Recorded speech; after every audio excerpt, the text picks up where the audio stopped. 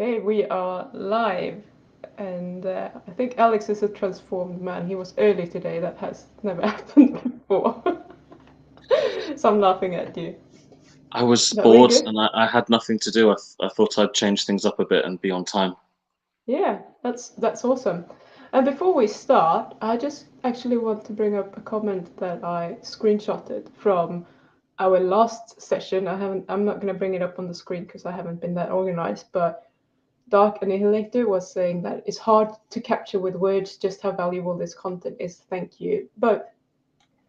And I want to just say that it makes me really happy when someone says such a thing and not from like an ego point of view. It's more that someone is actually seeing beyond the words that we are exchanging and what is actually happening here. And we are doing some work on a very, very deep level. And so I'm not just sitting here asking Alex silly questions or clever questions. And I'm trying to really find a way for him to best connect his mind to his true needs and wants, and that way just breaking the addiction.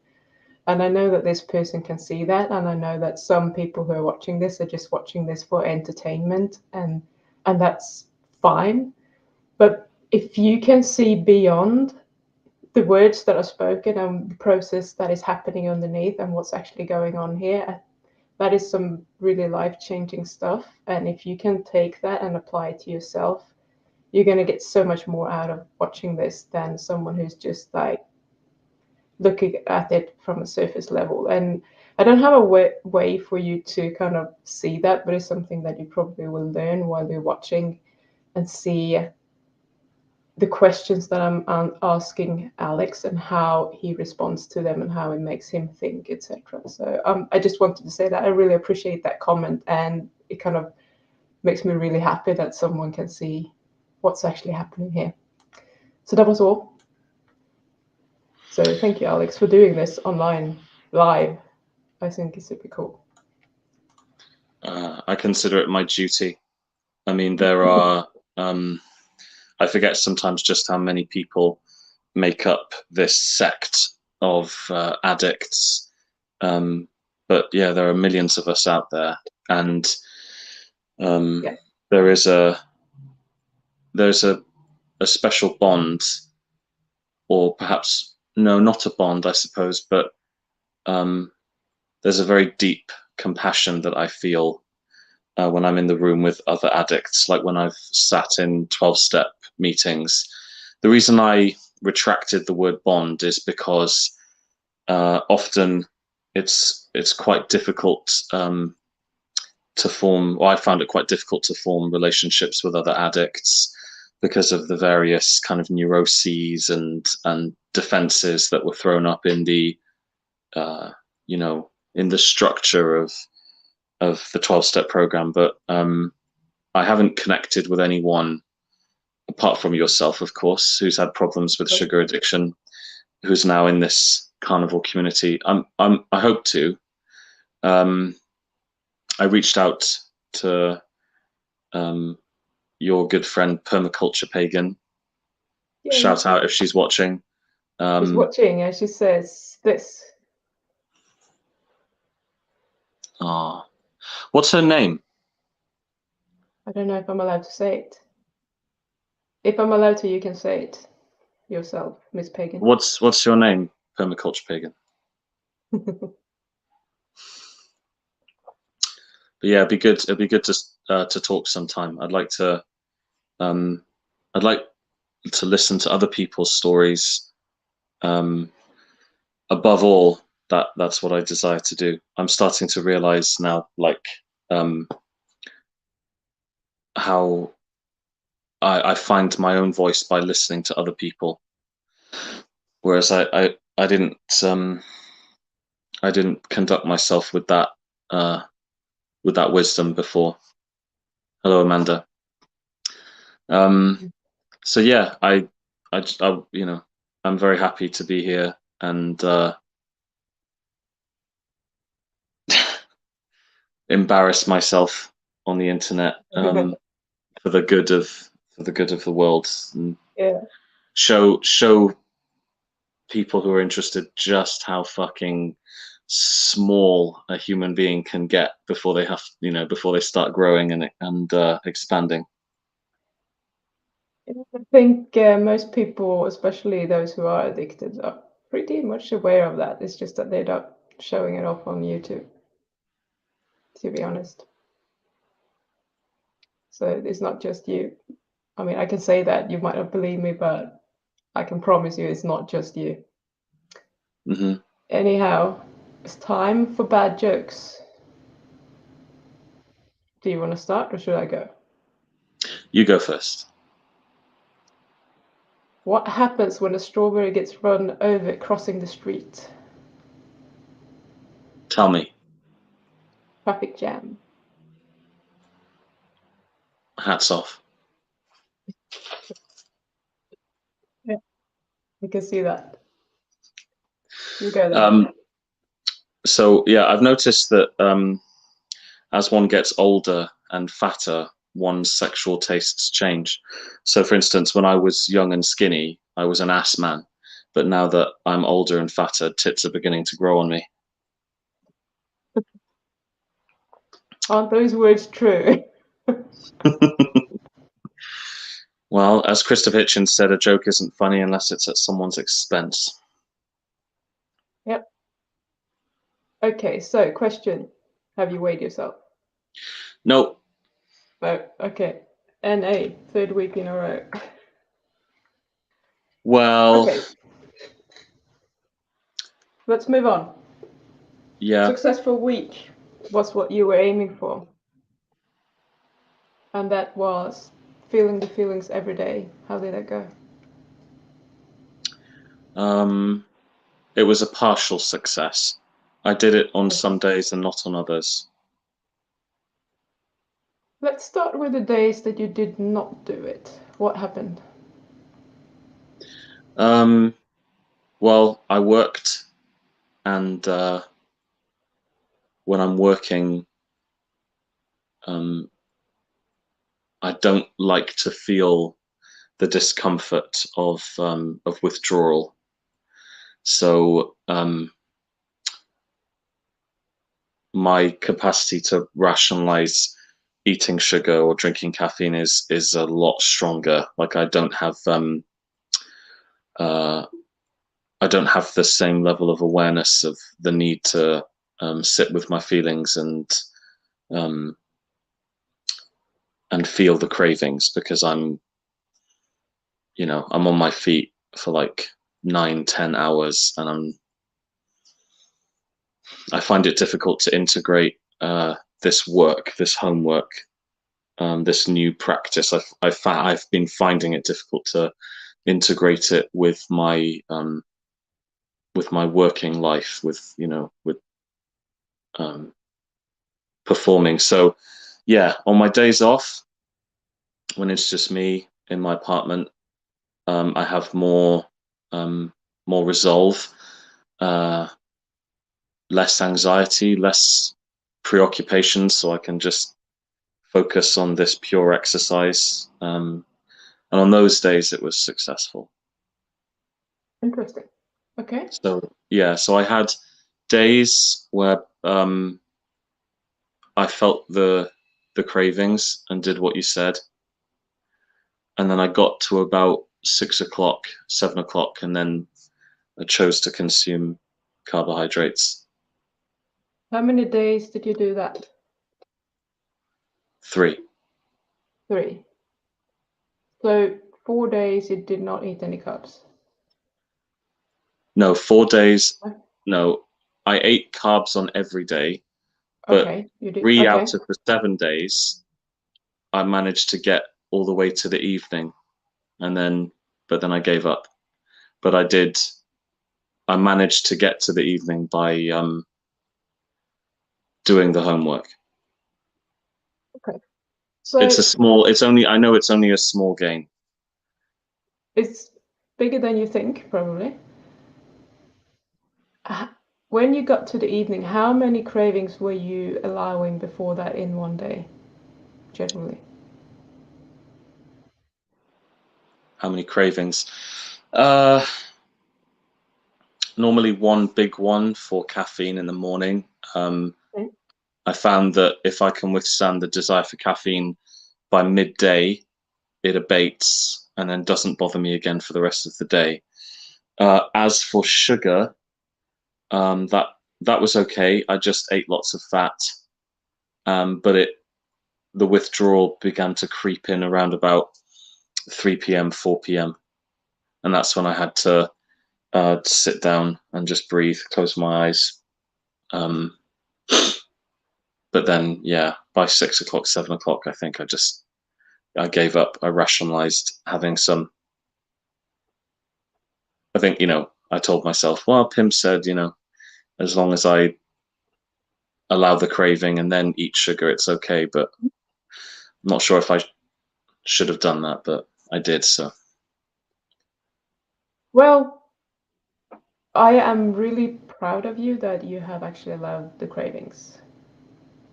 Obviously, at 6, 7 p.m., you have a craving that you do not allow. You're just like, fuck it, I'm gonna eat now. So it's like, I've done my work and I'm not gonna do any more. And if that's where we have to go, I'm happy with that. Like, the more comfortable you become with allowing the cravings at least part of the day, the easier it's gonna get further down the line. So we could take this two ways now. We can either work on you allowing your cravings all day when you're not working, or we can start looking at what we need you to do to allow the cravings while you're working. I want to go either way, but not both, because they're two different issues, and I want to take it slow.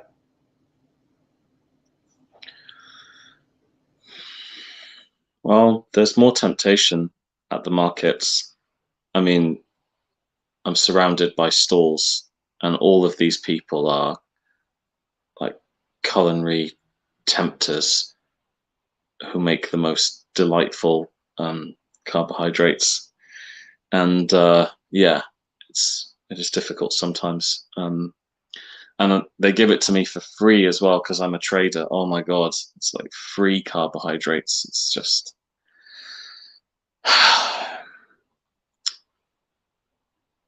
So I vote, let's go for the PM cravings, because I think that's going to be easier for you to do. You already succeeded most of the day. What are your thoughts? Do you agree or not? I'm neither in a position to agree nor disagree. I just, that which you command, I shall obey. I'm just wondering, what would you prefer? Like, would you prefer to actually work on saying no when you're at the market, or would you prefer to keep doing the work at home and get like a full day under control and just be with those cravings even when they are, I guess they're stronger, or you're just kind of giving up because you had too many cravings that day or whatever? Well, I didn't give up at every market. I No, did. I'm talking about evening on the days that you're not working.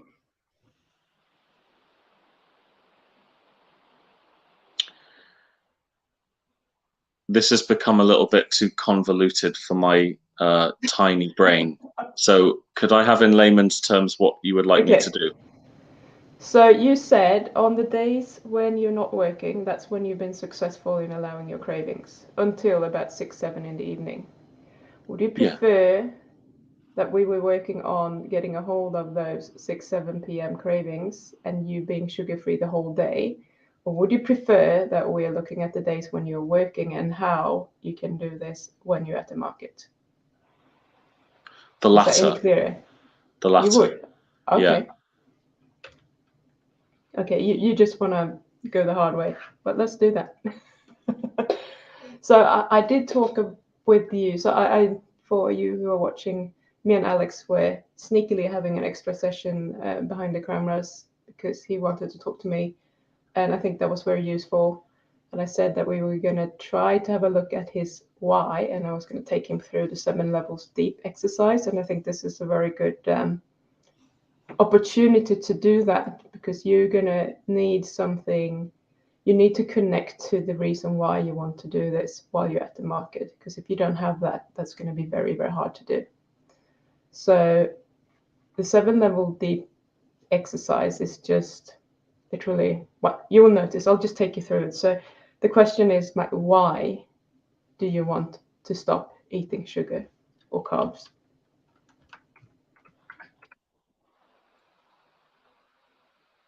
May I answer?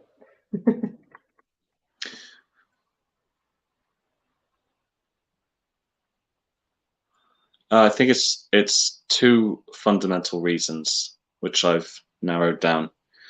And the first is intellectual, and the second is physiological. The first is what? Intellectual. Okay. Yeah. Okay, so I have a mind which tortures me and torments me when I am not acting in accordance with the truth, or the truth in which I believe. So anything that I do which I know is wrong or incorrect or contravenes the truth, I am constantly hounded by my conscience, and I can feel a very real, I feel a real sensation of depression, a sort of discouragement. I feel like a guilt and shame, like I'm betraying myself, and it could be in any context. And now that I know, or I believe, what I have learnt, watching Bart's channel about the toxicity of carbohydrates, the Randall cycle being, the primary basis for metabolic disease. I cannot unknow that, as I've said a number of times over different live streams. So I suppose the first reason I want to do it is because it's a decision that aligns me with the truth. And I haven't found a way to make a compelling argument to continue to eat a mixed macro diet, whether it's in an addictive fashion or otherwise, in order to just maintain some sense of sensual pleasure or identity. I can't do it. So the first reason is the truth. And the second reason is physiological. I've experienced a number of minor health catastrophes, which it's somewhere or another can be linked to my consumption of carbohydrates or my abuse of them. I've had kidney stones, and I've had 2 really bad acid reflux attacks, which I didn't know at the time were acid reflux, but they were mimicking some of the symptoms of a heart attack. And I was hospitalized on both occasions, and it was absolutely terrifying.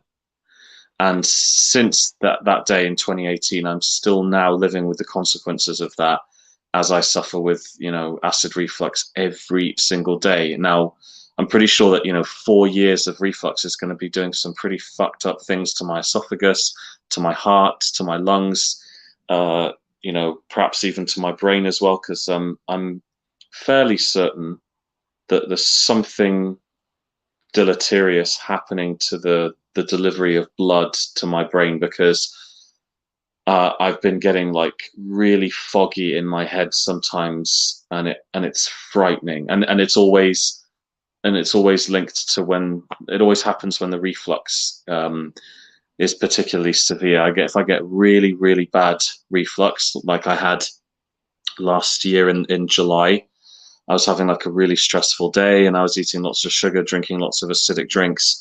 And it was on that day, it was like the last day with my ex-girlfriend before we broke up and went our separate ways. And just the anxiety of everything, it gave me horrendous reflux, like the kind that I'd had back in 2018, where I was like convulsing and and having really violent spasms, and like the only way I can describe what it felt like in my brain was that my brain was like shutting off for sort of 1 or 2 seconds at a time, and not and none of the cognitions I was having in my mind to move or to breathe were responded to.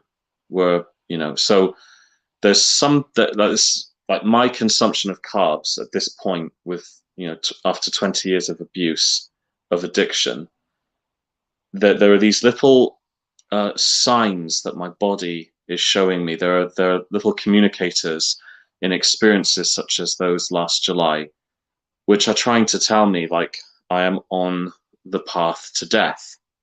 I am. And are you scared of that?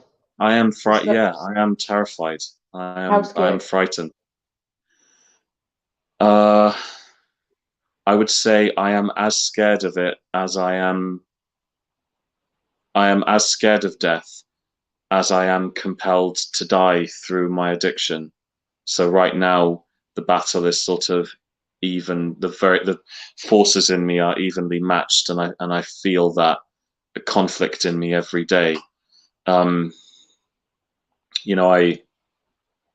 I mentioned to you on the phone the other day, whether you'd seen Leaving Las Vegas with Nicolas Cage, but like, I really do sometimes empathize with that character or relate to that character, Ben, because when he's asked by Sarah, why do you want to kill yourself? He says, I can't remember. All I know is that I want to. And I know to express that as a rational truth would be absurd, but I suppose if there is such a thing as an irrational truth, I want to die. I want to die. And it's really, really strange that is the case, that, death has been inside me for such a long time. But I'll never be like Ben in Leaving Las Vegas. I'll never, ever give up and just resign myself to, to the disease, or whatever you want to call it. But yeah, I think my problem thus far has been like I haven't thought through this problem rationally, and I haven't, and I've underestimated my own mind's capacity to betray myself and to and to make excuses for this behavior. But yeah, those are my two reasons. Number one is it's to be carnivore, to quit eating carbs, it's an act of truth for me. And the second reason is fear of oblivion. I don't want to die. And not only do I not want to die, I wish to thrive with what years I have left.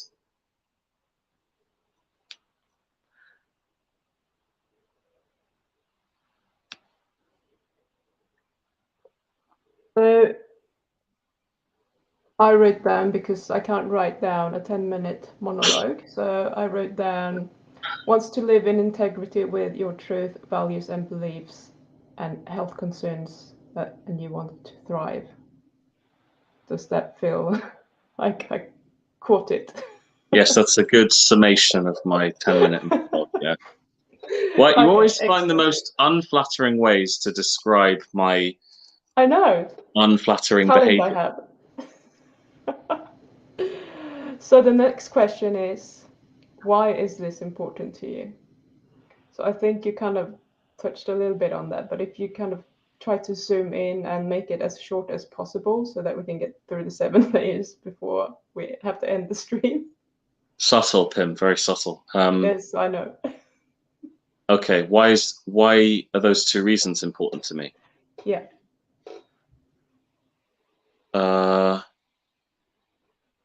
Well,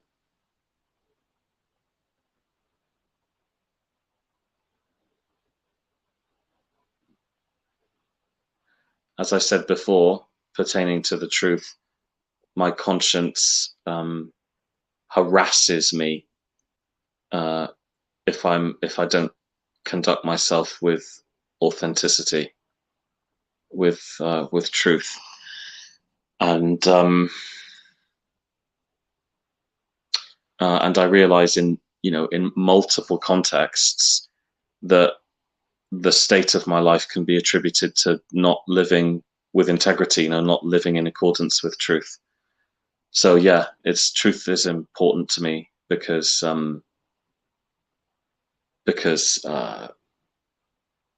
I would consider an inauthentic life to be a total failure, and that's not acceptable to me.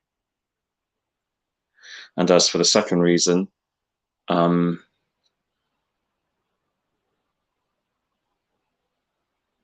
I think the second reason is important to me ultimately because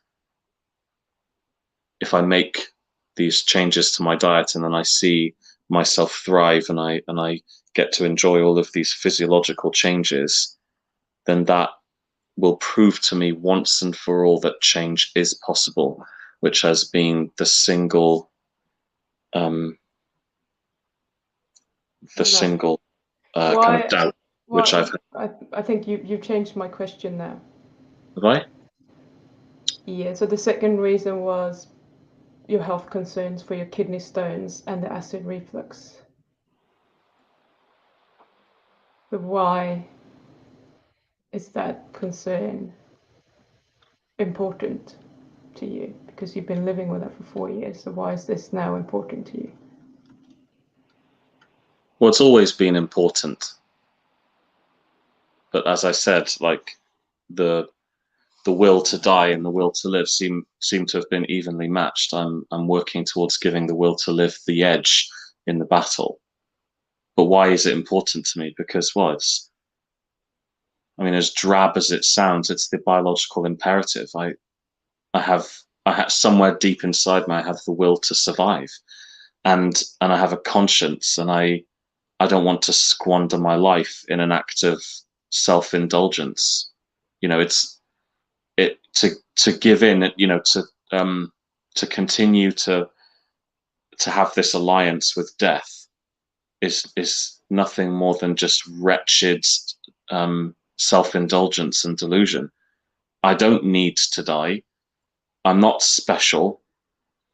That I'm not going to go out in some romantic, profound blaze of glory. I'm just another pointless Homo sapien taking up space and and oxygen.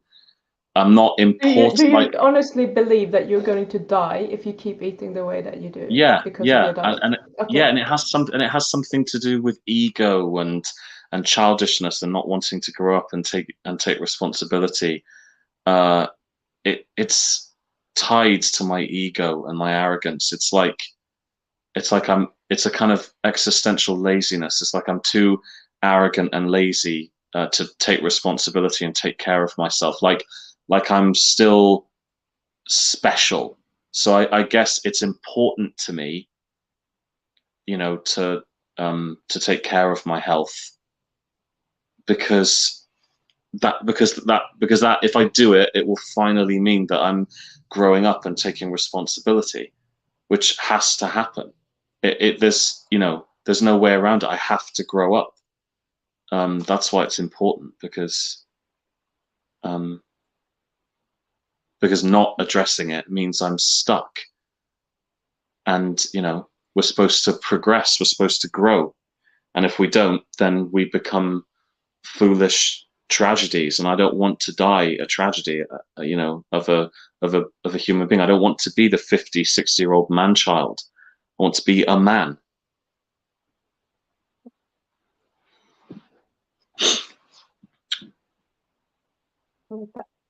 Okay, so I'm going to ask you one question at a time here. So, why is it important to you to live an authentic life and not live in an inauthentic life that is a total failure? Why is that important to you?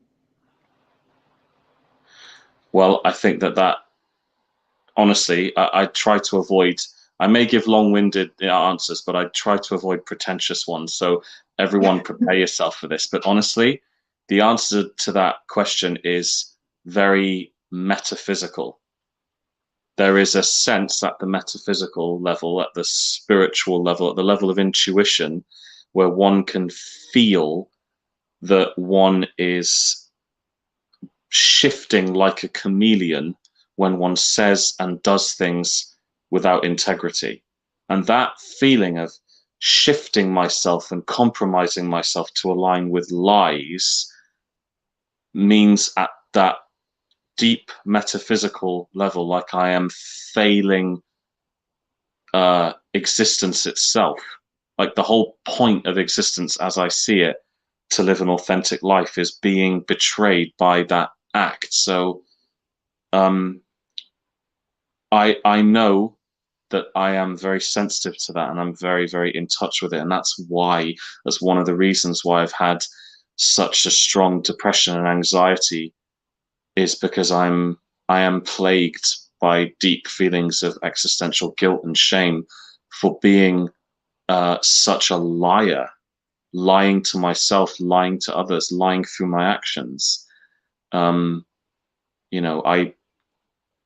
like to not live authentically. To me, it's like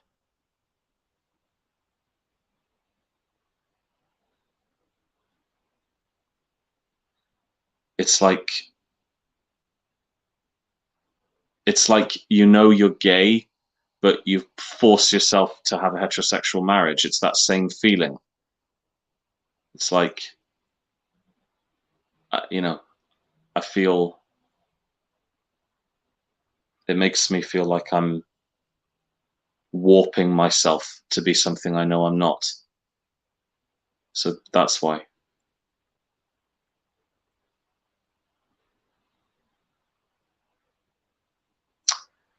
So why is it important to you to be something that you, or to become something that you are, rather than be something that you're not?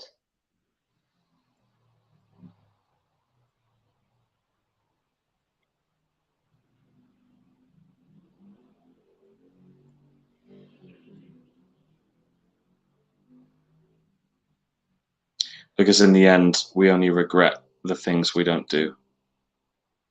And the thing we regret the most that we don't do is exactly that. I know I'll be 70 or 75, sat in some pub somewhere, thinking, I could have, like that song by Nine Inch Nails, All That Could Have Been, captures the essence of that unbearable feeling of regret as one ages and one is plagued by all of these conditional considerations. I could have been, I should have been, I would have been. And already at 36, I am plagued by them, and I want that torture to end. I want to let go of everything that I could have been up until now, and just, take on board what you're trying to teach me about, just the beauty, the liberation of accepting that one can choose immediately to change and to be different. I want that. It's too late now to worry about regretting losing my 20s and my 30s to addiction. Now I want to preoccupy myself with not losing what I have left of my 30s and my 40s and my 50s, etc. So yeah, I just,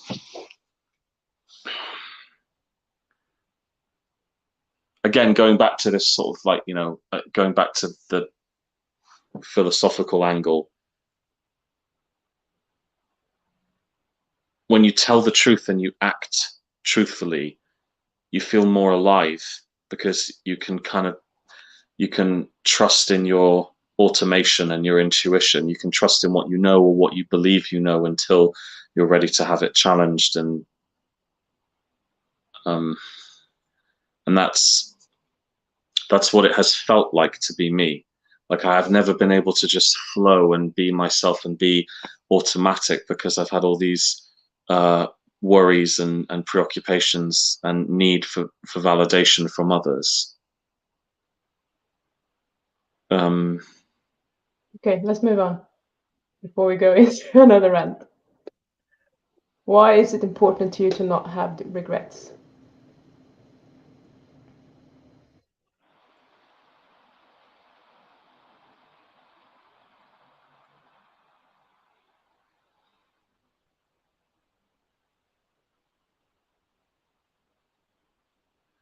Well, regrets are funny, aren't they? I mean, some people posit that they don't serve anyone, but I'm not sure I subscribe to that. Like, true regrets are there to communicate something. And I think the difference between regrets at 36 now or regrets at 76 is that regrets at 76, assuming a person dies, at the average age one dies, regrets at 76 are there to communicate conclusively that a person has failed and they've failed themselves and they've betrayed themselves. Whereas,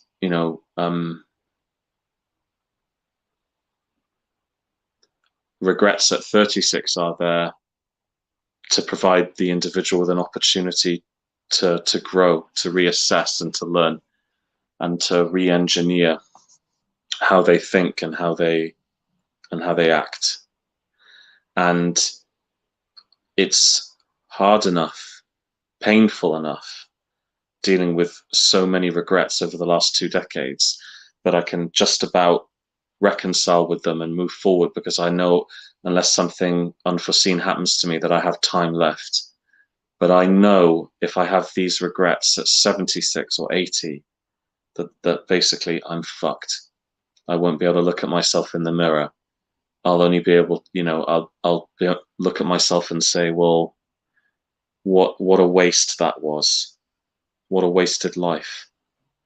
There was only ever going to be one of you, and whatever it was that you could have contributed to yourself and to the world is lost now in the ether. And I think that would make the final years of my life profoundly unbearable. I don't want to suffer, I suppose, is the answer. And that sort of macabre truth would torment me every day. I'm not the happy-go-lucky type, I'm not the Joker with the face paint on who can just sort of use humor and irony to sort of dance off or laugh off failure. Like I don't know if I'm ever going to be able to shake off how self-critical I am. So yeah, I don't think I could. I suppose the answer is I don't think I can survive another 30, 40 years of this level of regret. It'll finish me off.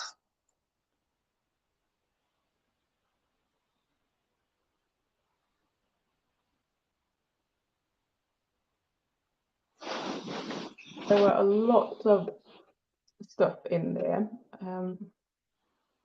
Well, I'm a very thoughtful man. What can I say? You.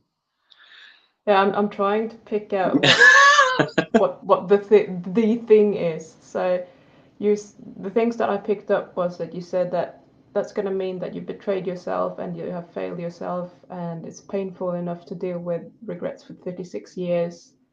The contributions that you could have made, they're now lost. Look, I've got it. I know exactly. Look, I can do something with the regrets now, but I can't do anything with them in 40 years. That's the answer. It's important for me. It's important for me to not want to have regrets, because that means I deal with my regrets now. Because right now they're an opportunity. It's like, using the analogy of prison. Like right now, I'm up for parole, and if I make my case to the parole board of my subconscious, then maybe they'll let me out of this self-made hell I've created, so that I can live my life in a healthy and joyous way. But there'll be no fucking parole hearing when I'm 80. What am I going to do? Have the transformation of a lifetime in 40 fucking years? Like it's now or never. It's been 20 fucking years. I can't handle 20 more years of regret. I just can't. I'll just end it. I'll just jump off the bridge. So Don't. So I think Oh, I get the okay, yeah. opportunity to deal with my regrets right now is the good answer. Do we agree? Yeah, I mean, I said it more eloquently and more profoundly, but yeah, well, Yes. you have a science background, you know. Well, I just want to be able to ask you the next question. Why is it important that you get the opportunity to deal with your regrets right now? Well, because your subscribers need to be entertained. No, why now? Why now? Well, because my Kundalini energy is rising, my chakras are in alignment, the stars have aligned. I don't know. That's the greatest. That question, the answer to that question embodies the greatest mystery of life itself. I don't know. I don't know why now. It just is now. I don't know. You will have an opportunity to deal with it in a year's time as well. So why is it important Yeah, to but we you could that you say do it that now? next year and so on and Yeah, so forth. exactly. That's my point. So why is it important that it happens now?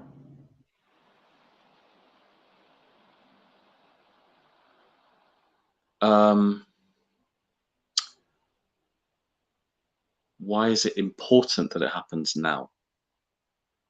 Important to you. Well, because, well, I mean, it gets harder and harder the more time elapses.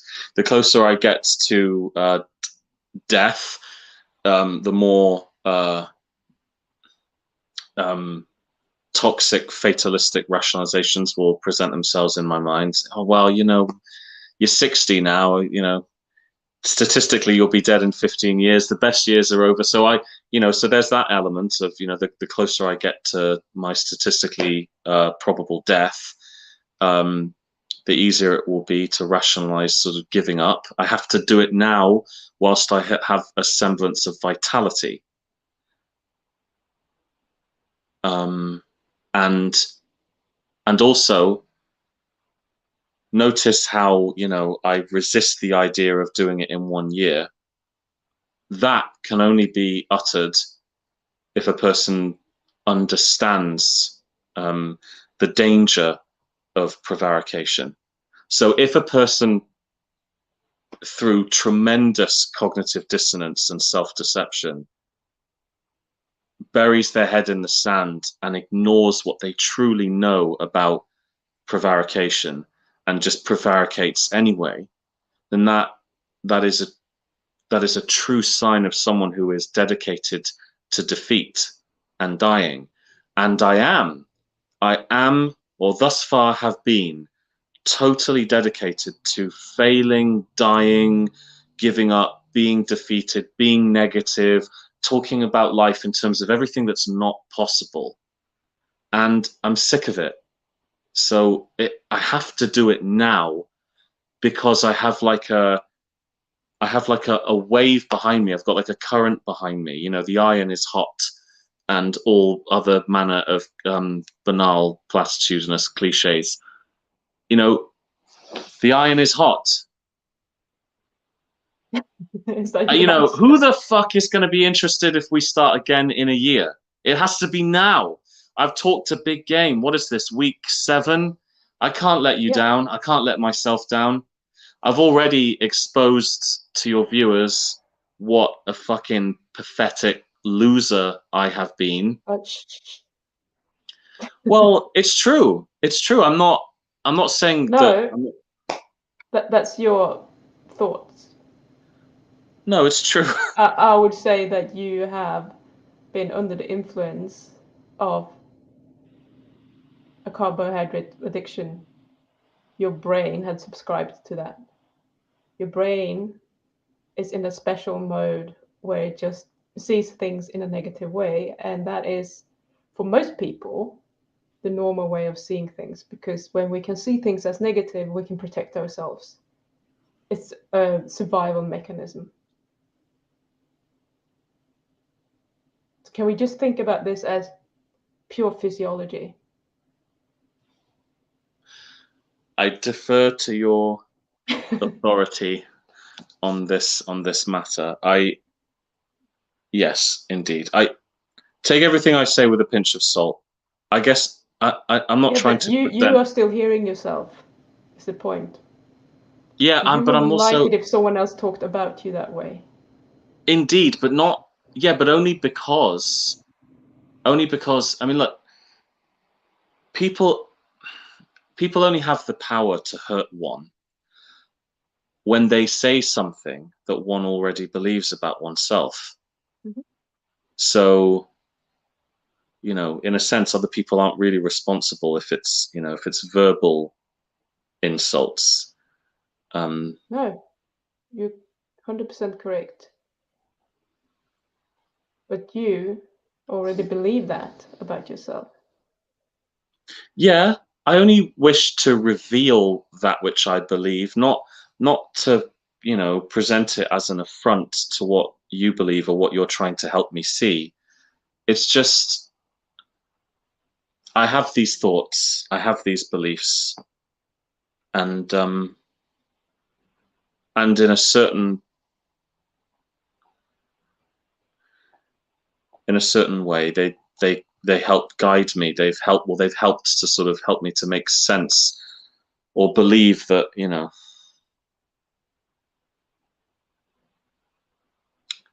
I've been in the dark for so many years with no scientific understanding of why I was the way I was. So these narratives were just created to fill the gaps in a, how it goes in a vacuum of rational knowledge. You know, those spaces are always filled with the devil's voices. No one in a vacuum of knowledge about another person ever fills that void with positive assumptions, giving the other person the benefit of the doubt. No, And I haven't done the same for myself. but you are going to. Yeah, But fuck it, that's for why another not? day. Yeah, no, seriously, why not? I'm not happy Let's with the be answers that positive. I've got. Let's Yes, have a party. sure. I'm not entirely happy with the answer that you gave me. Oh dear, So, oh dear. I went for quantity, not quality, it would seem. Yeah, I'm very surface level. Oh, Jesus. Okay. So the Fuck. question Right. why it's important for you to get the opportunity to deal with your regrets right now. The best I got out of you was that the iron is hot. So can we explore that a little bit? Like that sense of urgency? Yeah, What's behind that? a number of things. Okay, let's have a look at those.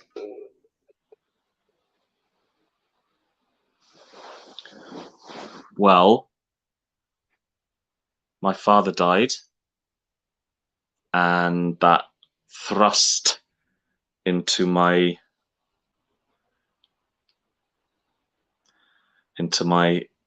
uh, immediate thinking. Um,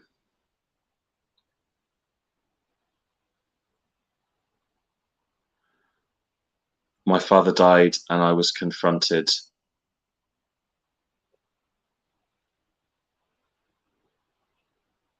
I was confronted with feelings of fear and panic because he's gone now.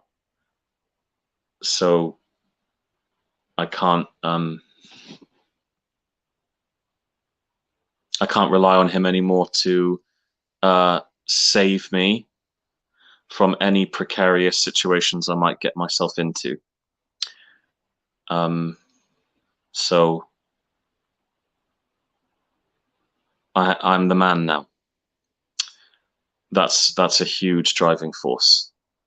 Um, that's what's pushed me over the last over the last 10 months to try and better myself and be more responsible.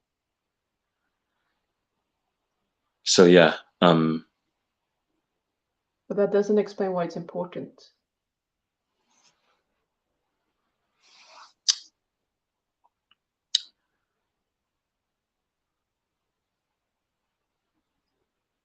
Why is it important?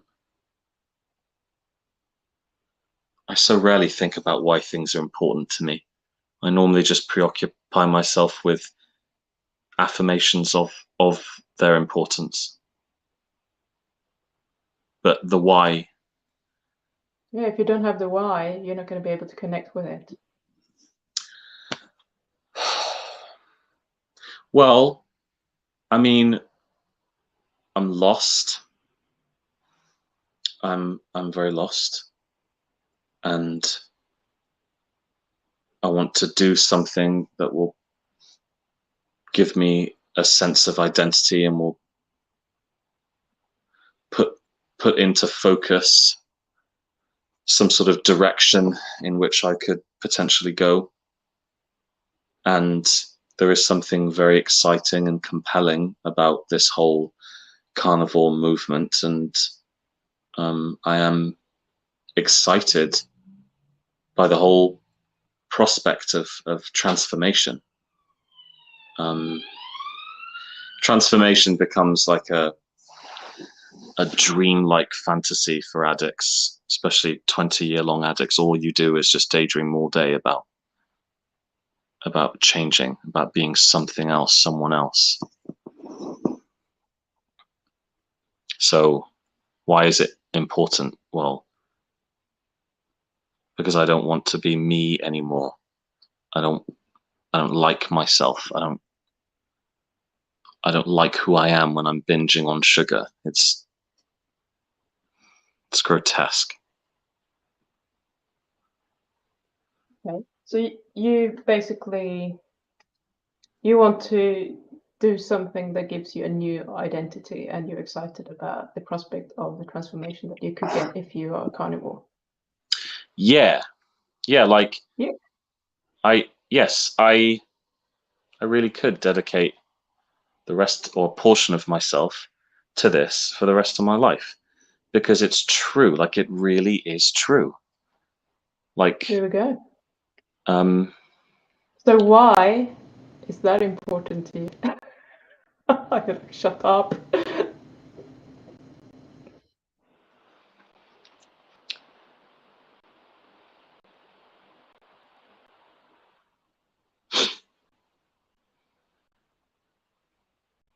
what comes back to the authenticity again, because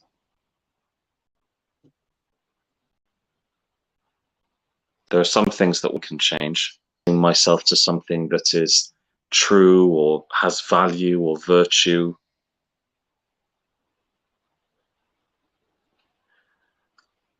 is a way to truly be myself.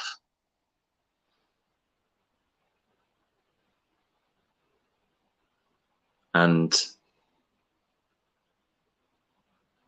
now that I know that so many of the problems of the world, far from being rooted in the wrong ideological perspective or cultural influence, they seem to be underpinned by this one universal thing, which is all pervasive, and that is, as a species, we are eating the wrong food and paying a heavy price for it.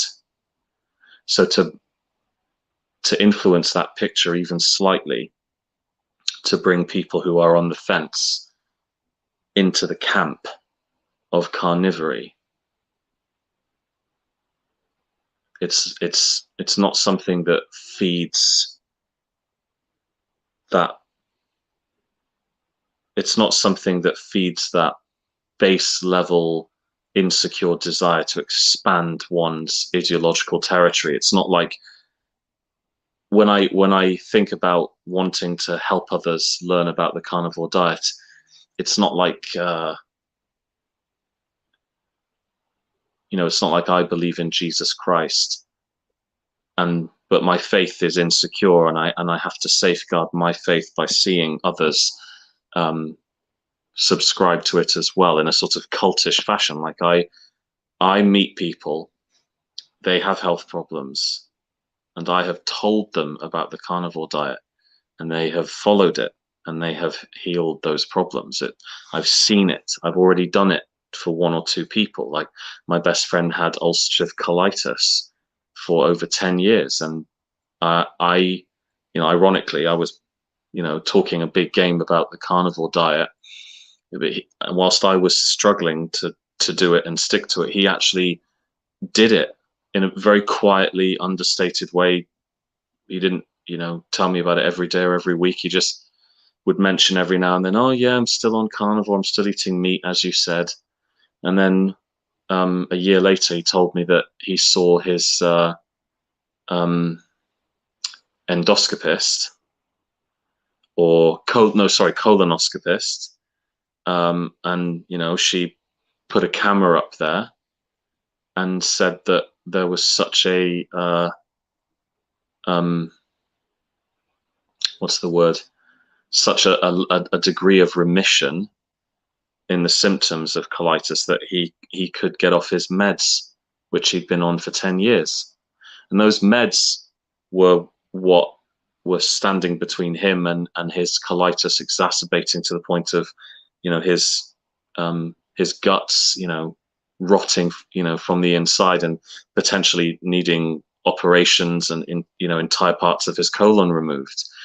So I've already helped one person, and it had nothing to do with ego. It had nothing to do with insecurity. It had nothing to do with the sort of, the cult of one, self-satisfaction of expanding one's ideology. It was like, I know that nutritionally speaking, I know that 2 + 2 = 4, and I'm meeting people who think that 2 + 2 = 5, and I've by a very careful, succinct regurgitation of Professor K's knowledge, I've helped people measurably.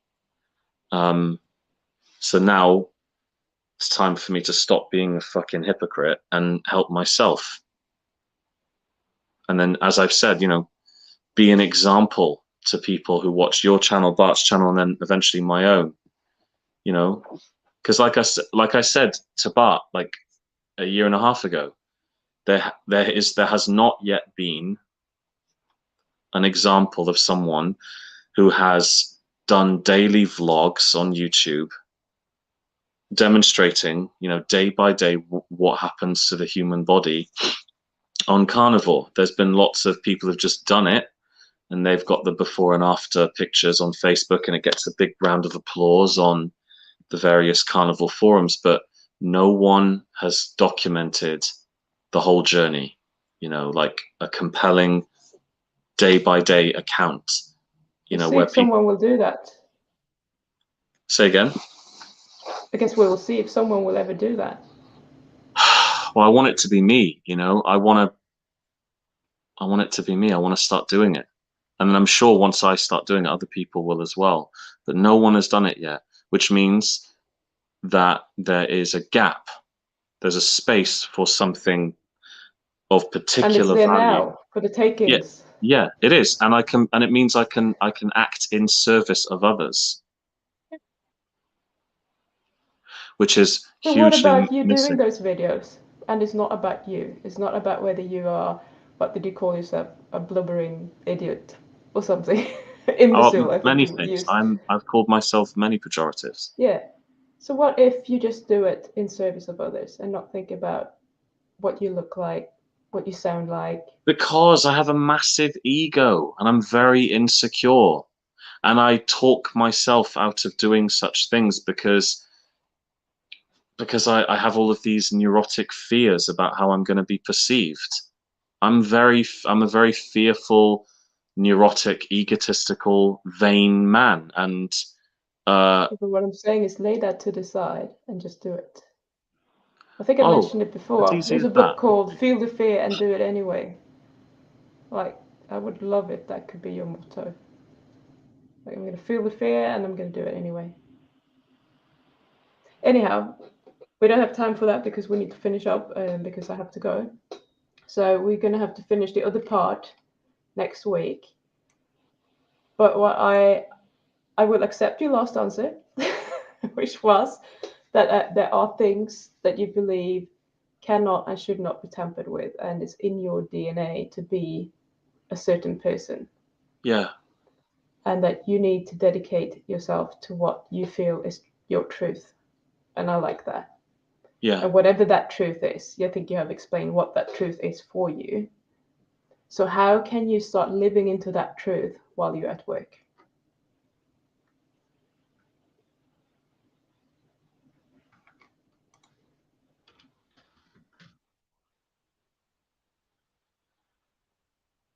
Well, by eating meat.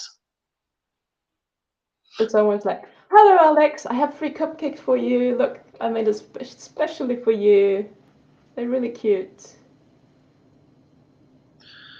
Well, I need to start saying to people in very simple,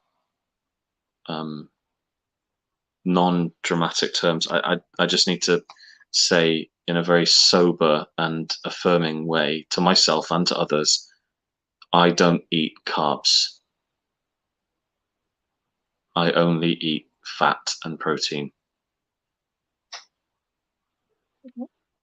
And how do you Like, feel when you say that?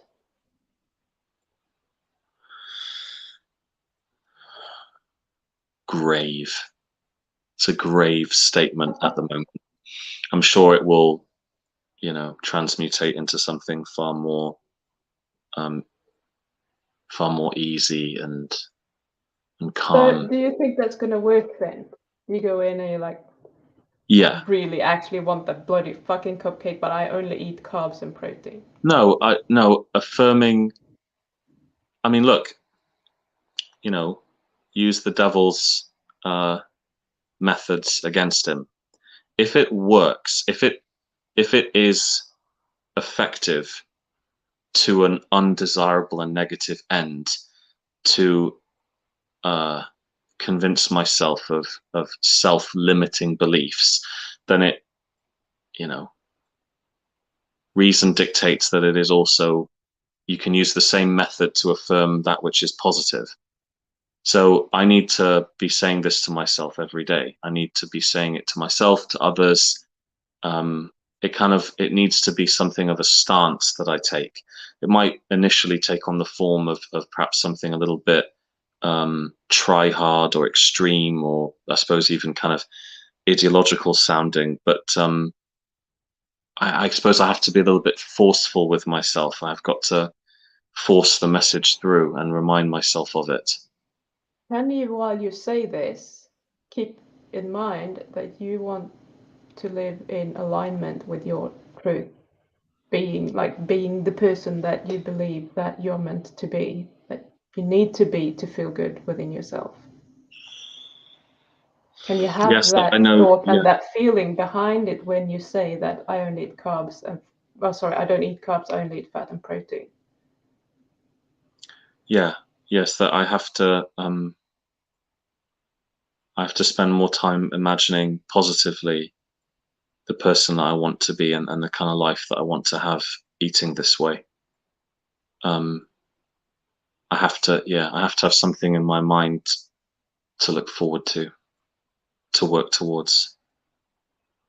But I think it's such a good, I mean, it's a really, really good reason that you have there, because if you're not living into your truth, then no one is going to, no one who doesn't live in their truth is going to feel relaxed or happy about their life. There's always going to be resistance and Yeah, conflict, and that's never going to feel good.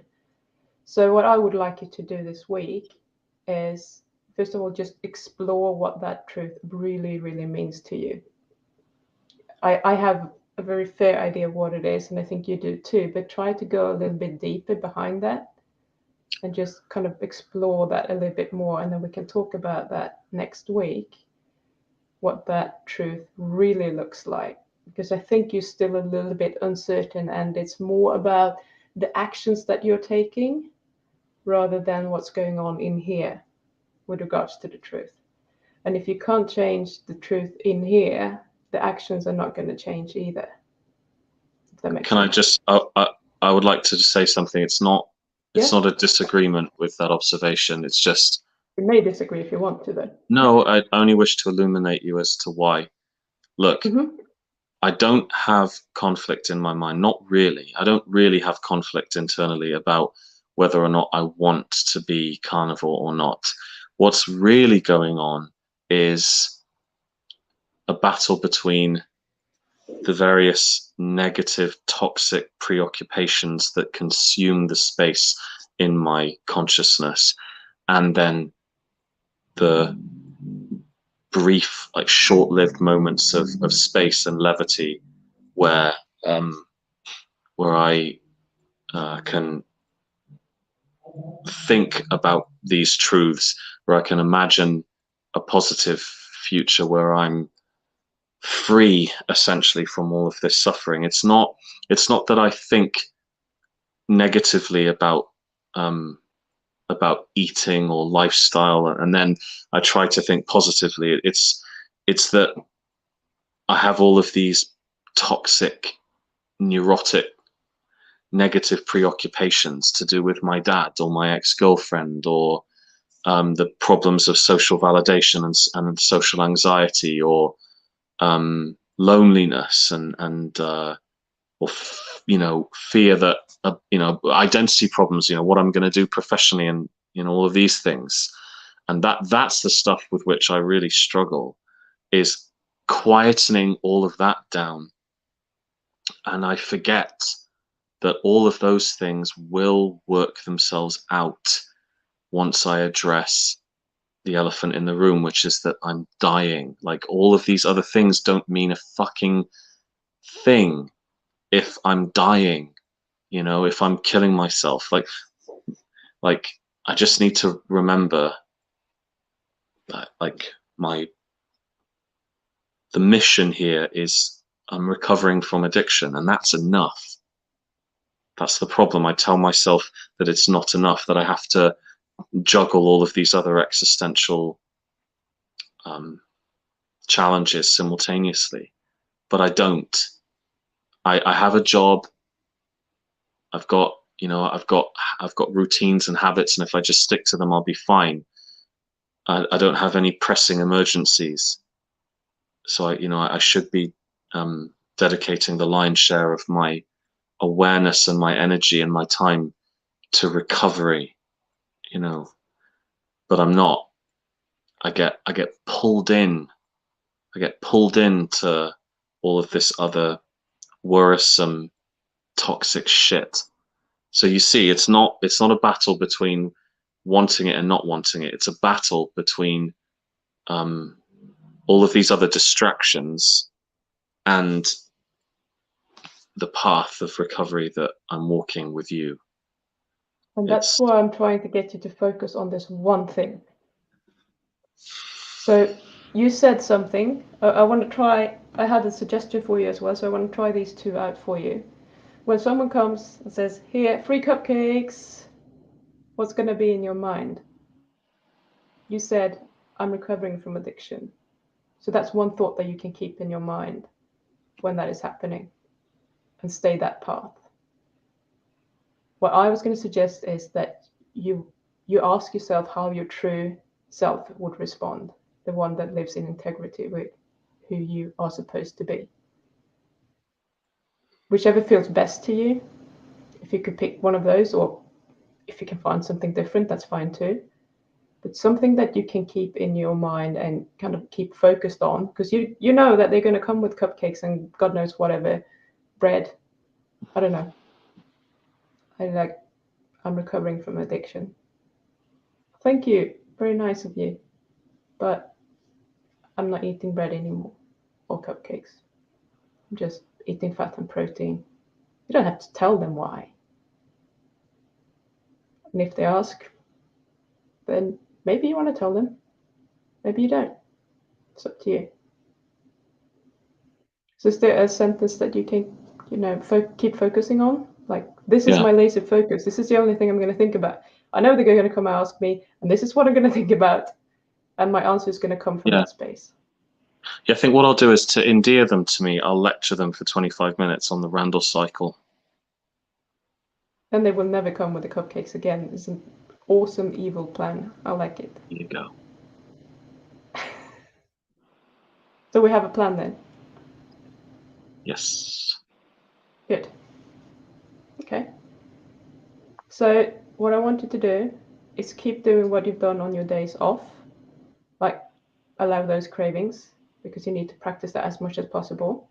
And if you can do it the whole day, do it.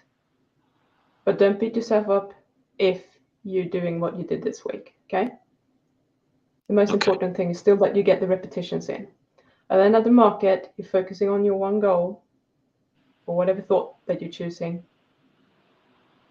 and give them your answer from that place. Here's the thing. I've said mostly negative things, but I just want to finish with a few positive things.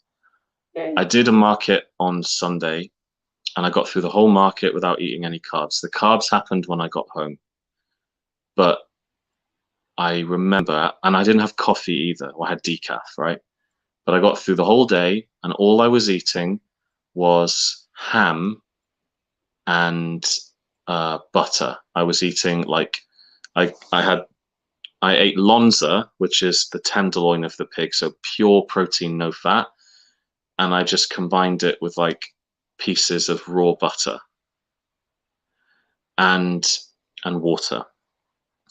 And yeah, I was getting a bit headachy because of the caffeine, but many times throughout the day, I thought, well, I have plenty of energy, and I feel more. I feel physically in my body. Like as I was moving, I could feel that I was in my body more. And when I was unpacking everything and packing everything away to drive home, I was physically stronger. And that's what I always notice when I have fat and protein is I'm physically stronger. Once I start having carbs, I feel weak as fuck, like really weak and soft and inflamed, and my muscles just feel sort of flaccid and pathetic. So there was some positive reinforcement on the days or in the moment during certain days when I was just having the fat.